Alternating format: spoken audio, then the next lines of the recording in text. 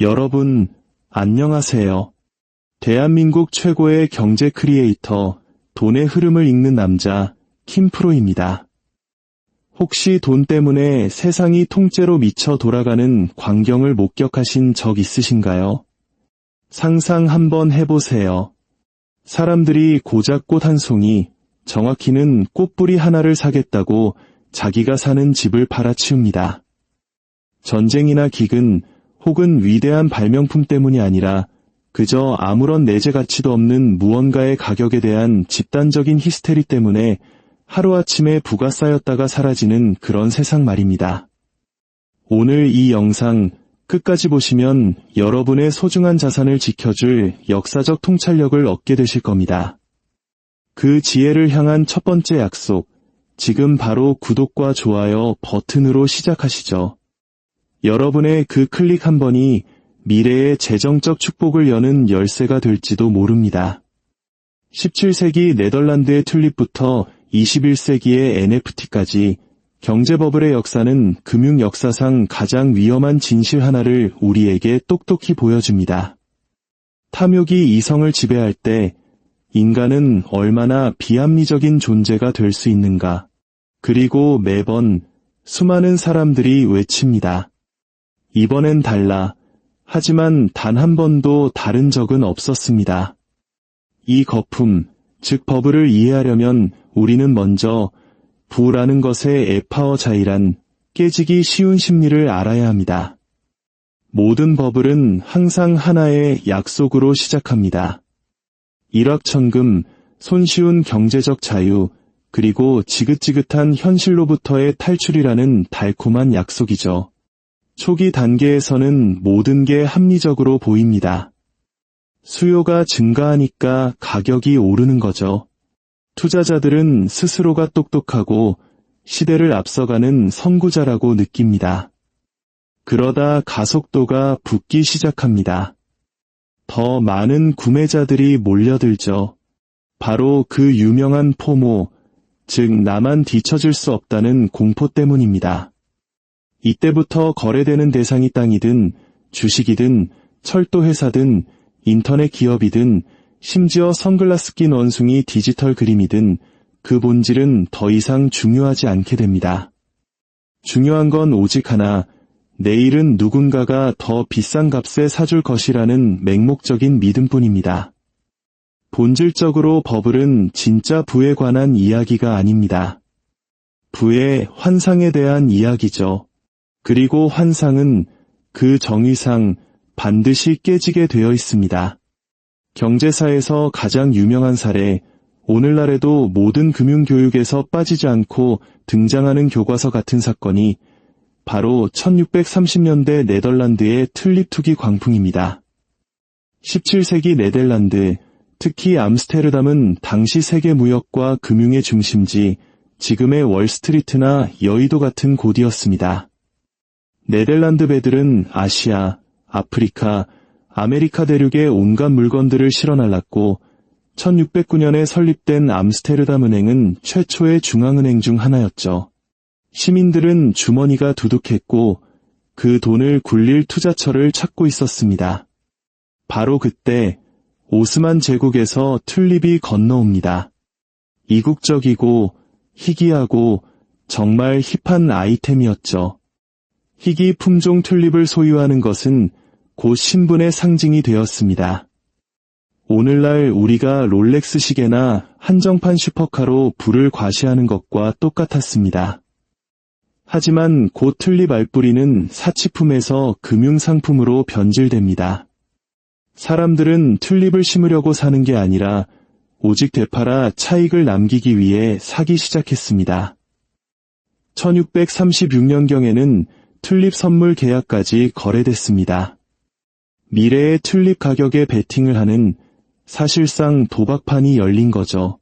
버블이 절정에 달했을 때 희귀 튤립 알뿌리 하나 가격이 숙련된 장인의 1년치 연봉을 훌쩍 넘었고 어떤 것은 암스테르담의 저택 한 채 값에 팔렸다는 기록도 있습니다. 상상이 가시나요? 양파처럼 생긴 뿌리 하나가 강남 아파트 한 채 값이었던 겁니다. 물론 이 광기는 영원하지 않았습니다. 1637년 겨울, 경매장에 더 이상 구매자들이 나타나지 않기 시작했습니다. 신뢰에 금이 가자 어제까지 보물처럼 여겨지던 튤립 알뿌리는 순식간에 아무도 사지 않는 애물단지가 되었습니다. 가격은 하룻밤 사이에 폭락했고 수많은 사람들의 재산이 공중으로 사라졌습니다. 물론 네덜란드 경제 전체가 붕괴된 것은 아니지만 많은 개인 투자자들에게는 그야말로 파산, 인생의 종말이었습니다. 여기서 얻는 교훈은 시대를 초월합니다. 어떤 자산의 가격이 그 본질적인 효용 가치와 완전히 분리되어 오직 투기 심리에 의해서만 유지될 때 그 붕괴는 필연적이라는 것입니다. 200년 뒤 영국에서 똑같은 인간의 패턴이 반복됩니다. 이번엔 남해회사법을 이라는 이름으로 말이죠. 남해회사는 1711년에 설립되어 스페인령 남아메리카와의 무역 독점권을 부여받았습니다. 신대륙의 금, 은, 그리고 막대한 부를 독차지할 수 있다는 약속은 정말 거대했죠. 회사는 교묘하게도 자사의 주식을 당시 영국의 국가부채와 연동시켰습니다. 나라 빚을 회사 주식으로 바꿔주는 전략이었죠. 정부가 보증하는 사업처럼 보이자 투자자들의 흥분은 극에 달했고 주가는 1년도 안 돼 거의 10배나 폭등했습니다. 국회의원, 귀족, 심지어 왕의 애인까지 이 투자에 뛰어들었죠. 하지만 남해회사의 무역 전망은 대부분 허구였습니다. 스페인은 자기 식민지를 철저히 통제했고 남해회사의 실제 수익은 거의 없었습니다. 현실이 과대 광고와 충돌하자 주가는 곤두박질 쳤고 수천 명의 투자자들이 파산했습니다.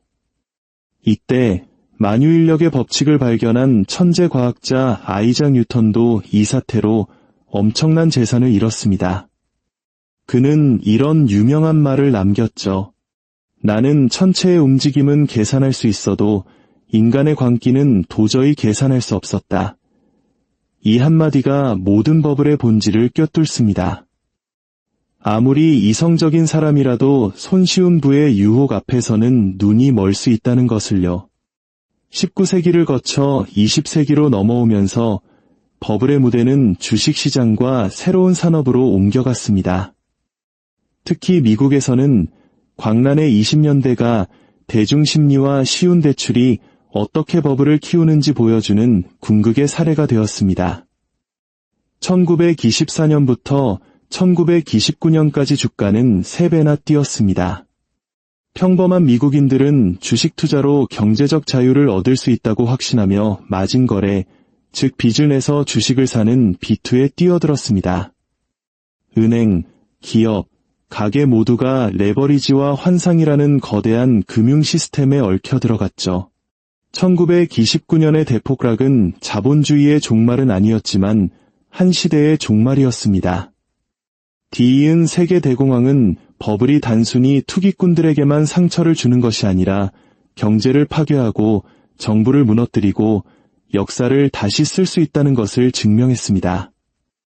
우리 기억에 좀 더 가까운 사건으로는 1990년대 후반의 닷컴 버블이 있습니다. 인터넷은 진짜였습니다. 튤립이 진짜 꽃이었고 철도가 진짜 운송수단이었던 것처럼요.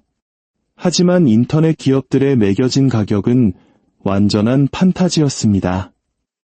수익은커녕 제대로 된 제품조차 없는 신생 기업들의 가치가 수십억 달러로 평가되었습니다. 나스닥 지수는 불과 5년 만에 4배가 뛰었죠. 2000년에 이 버블이 터지자 수조 달러의 부가 증발했습니다.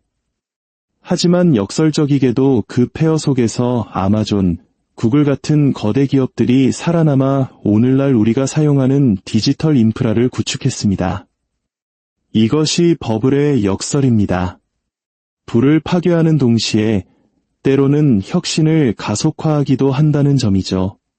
2000년대 초반의 주택 버블도 마찬가지입니다. 미국인들은 집값은 절대 떨어지지 않는다는 신화를 믿었습니다. 주택 소유, 주택저당증권 같은 복잡한 파생 상품들이 안정적인 시스템이라는 환상을 만들어냈죠. 하지만 2007년 집값이 하락하기 시작하자 전 세계 금융 시스템이 거의 붕괴 직전까지 갔습니다. 우리가 리먼 브라더스 사태로 기억하는 2008년 금융위기는 우리 시대의 가장 값비싼 금융 실수였고, 그 충격파는 지금 이 순간에도 우리 경제에 영향을 미치고 있습니다. 한국의 MZ세대가 영끌을 해서라도 집을 사려는 절박함, 그 배경에도 이런 역사의 그림자가 짙게 드리워져 있는 것이죠. 그리고 마침내 21세기 가장 기이한 버블이 등장합니다. 바로 암호화폐와 NFT입니다. 비트코인은 중앙은행을 대체하는 탈중앙화된 디지털 화폐 실험으로 시작했습니다. 하지만 그 뒤를 이은 것은 역사상 유례를 찾기 힘든 규모의 투기였습니다. 가격이 치솟은 이유는 널리 사용되었기 때문이 아니라 다른 누군가가 더 비싼 값에 사줄 것이라는 집단적 믿음 때문이었습니다. 2021년 비트코인은 개당 거의 7만 달러에 육박했고, NFT라는 고유한 디지털 토큰은 수백만 달러에 팔렸습니다. 사람들은 블록체인에 기록된 JPEG 파일 하나를 소유하는 것이 피카소의 그림을 소유하는 것과 같다고 스스로를 설득했습니다. 가즈아를 외치며 모두가 열광했죠. 잠시나마 경제 역사의 모든 규칙이 깨진 것처럼 보였습니다. 하지만 언제나 그랬듯이 폭락이 뒤따랐습니다. 2022년까지 암호화폐 시장은 2조 달러 이상의 가치를 잃었고, 수많은 투자자들이 전 재산을 날렸습니다. 반면 소수의 내부자들은 막대한 부를 챙겨 유유히 빠져나갔죠. 튤립, 남의 회사, 닷컴, 주택, 암호화폐. 이 모든 버블들의 공통점은 무엇일까요? 답은 심리적인 동시에 시스템적입니다. 첫째, 인간의 요소입니다. 탐욕, 나만 뒤처질지 모른다는 공포, 그리고 노력 없이 경제적 자유를 얻고 싶어하는 욕망. 둘째, 구조적 요소, 즉 돈과 권력입니다. 금융 시스템이 쉬운 대출을 허용하고 엘리트 계층이 자신의 이익을 위해 과대 광고를 조장하고 평범한 사람들이 환상의 돈을 걸도록 부추길 때 버블은 팽창합니다. 모든 버블에는 음악이 곧 멈출 것을 아는 내부자들이 있고, 음악이 멈췄을 때 앉을 의자 없이 남겨지는 외부자들이 있습니다. 마치 잔인한 의자 뺏기 게임과도 같죠. 그래서 이게 지금 우리랑 무슨 상관이냐고요? 버블은 과거의 이야기가 아니기 때문입니다. 바로 지금, 오늘, 이 순간의 이야기입니다. 지금 주식시장을 보십시오. 부동산 시장을 보십시오. 온갖 투기적인 기술주들을 보십시오. 신호는 어디에나 널려 있습니다. 중앙은행들은 시스템에 돈을 쏟아붓고 정부는 적자를 감수하며 경기를 부양합니다. 투자자들은 더 위험한 자산에서 수익률을 쫓고 평범한 사람들은 또다시 듣습니다. 이번 기회를 놓치지 마세요. 이 이야기 어디서 들어본 것 같지 않으신가요? 경제 역사는 반복되지 않지만 그 운율은 반복되기 때문입니다. 그리고 그 운율은 점점 더 커지고 있습니다. 오늘날 버블이 그토록 중요한 이유는 우리가 살고 있는 금융 시스템이 역사상 그 어느 때보다 더 상호 연결되어 있고 더 많은 레버리지에 의존하며 더 취약하기 때문입니다. 17세기 튤립 버블은 부유한 네덜란드 상인 몇천 명을 파산시키는 데 그쳤습니다. 18세기 남해회사 붕괴는 영국 엘리트층을 뒤흔들었습니다. 20세기 1929년 대폭락은 세계 대공황의 불씨가 되었습니다.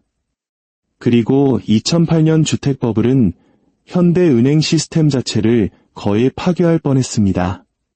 단계가 거듭될수록 금융의 힘이 강력해진 만큼 그 실수의 파급 효과도 치명적으로 커졌습니다. 과거에는 한 지역의 공황이었던 것이 이제는 전 지구적 위기가 됩니다. 이것이 우리 시대 버블의 진짜 위험입니다. 경고 신호는 항상 똑같습니다. 첫째, 가격이 펀더멘털, 즉 기초 체력보다 훨씬 빠르게 상승합니다. 둘째, 투기를 부채질하기 위해 신용이 팽창합니다. 셋째, 전문가와 기관들이 나서서 이번엔 다르다. 과거의 규칙은 더 이상 적용되지 않는다고 주장합니다. 마지막으로 신뢰가 무너지고 붕괴는 순식간에 일어납니다. 혁명적이다, 전례가 없다, 일생일대의 기회다 같은 단어들. 하지만 영원한 금융혁명이란 존재하지 않습니다. 주기를 그리며 반복되는 인간의 행동이 있을 뿐입니다. 서울의 부동산을 한번 생각해 보십시오. 소득 수준과 완전히 괴리된 가격. 정부는 저금리와 대출 규제 완화로 시장을 떠받치고 전 세계 투자자들은 아파트를 집이 아니라 자산으로 취급합니다. 이것이 바로 투기입니다. 단기적으로는 일찍 산 사람들을 부유하게 만들지만 장기적으로는 한 세대 전체를 빚에 덫에 가둡니다. 역사가 안내하는 길을 따른다면 이 또한 언젠가는 끝날 것이고 그때의 사회적 후폭풍은 엄청날 것입니다. 결국 이 모든 것이 당신에게 바로 지금 무엇을 의미할까요? 뭐든 너무 좋아서 사실일 리 없는 금융 이야기를 의심의 눈초리로 바라봐야 한다는 뜻입니다. 경제 역사는 피로 쓰인 금융 교육서입니다. 모든 버블의 교훈은 투기가 항상 나쁘다는 것이 아니라 원칙 없는 투기는 치명적이라는 것입니다. 진정한 경제적 자유, 진짜 부를 원한다면 다음 버블을 제때에 올라타는 행운에 기댈 수 없습니다. 실질적인 효용 가치가 있는 자산, 현금 흐름을 창출하는 투자, 과대 광고가 아닌 현실에 뿌리 내린 결정. 이런 기본에 집중해야 합니다. 물론 이런 방식은 다음 대박을 쫓는 스릴에 비하면 지루하게 들릴 수 있습니다. 하지만 그 지루함이 종종 가정을 재앙으로부터 보호하고 여러 세대에 걸쳐 부를 보존하게 해주는 힘입니다. 모든 버블은 사회의 거울입니다. 튤립 광풍은 부를 과시하고 싶었던 신흥 중산층의 욕망을, 닷컴 버블은 기술에 대한 우리의 경외심을, 주택 버블은 소유에 대한 집착과 안전이라는 환상을, 그리고 코인 광풍은 기존 금융 시스템에 대한 불신과 디지털 독립에 대한 열망을 반영했습니다. 버블이 그토록 위험한 이유는 단순히 탐욕에만 호소하는 것이 아니라 우리의 정체성에 호소하기 때문입니다. 사람들은 돈을 벌고 있다고만 믿는 게 아니라 자신이 역사의 일부, 혁명의 일부, 미래의 일부가 되고 있다고 믿습니다. 그리고 그 믿음은 스스로 붕괴하기 전까지는 누구도 막을 수 없습니다. 스스로에게 물어보십시오. 우리는 지금 어떤 버블 속에 있는가? 부동산인가? 주식인가? 국가 부채인가? 아니면 이 모든 것들이 한꺼번에 터지기 직전인가? 역사가 주는 경고는 간단합니다. 버블은 언제나 끝이 있다는 것. 그리고 그 끝은 공황, 붕괴, 고통으로 이어진다는 것. 진짜 비극은 가장 큰 손실을 보는 사람들이 문제를 일으킨 사람들이 아니라는 점입니다. 평범한 노동자, 저축하는 사람들, 그리고 우리 가족들이 그 타격을 고스란히 받습니다. 역사는 반복되지 않지만 교훈을 배우지 않는 자는 반드시 응징합니다. 튤립부터 NFT까지 이 모든 금융실수는 교과서 속 이야기가 아닙니다. 우리를 위한, 당신을 위한 경고입니다. 진짜 부는 느리고 꾸준하며 현실에 기반합니다. 환상은 빠르고 중독적이며 치명적입니다. 이 사실을 잊는 순간 시스템은 당신에게 자비 없이 그 사실을 다시 상기시켜 줄 것입니다. 모든 버블은 당신은 역사의 법칙에서 벗어날 수 있다는 약속으로 시작합니다. 하지만 역사는 언제나 우리를 따라잡습니다. 선택은 당신의 몫입니다. 환상을 쫓을 것인가, 아니면 과거로부터 배워 현실적인 무언가를 쌓아 올릴 것인가. 다음 버블은 이미 형성되고 있습니다. 유일한 질문은 이것입니다. 당신은 그 버블에 휩쓸려 부서질 것인가, 아니면 미리 대비할 것인가. 역사는 답을 알고 있습니다. 제 채널은 그 답을 어디서 찾아야 할지 알려드릴 겁니다. 감사합니다. 킴 프로였습니다.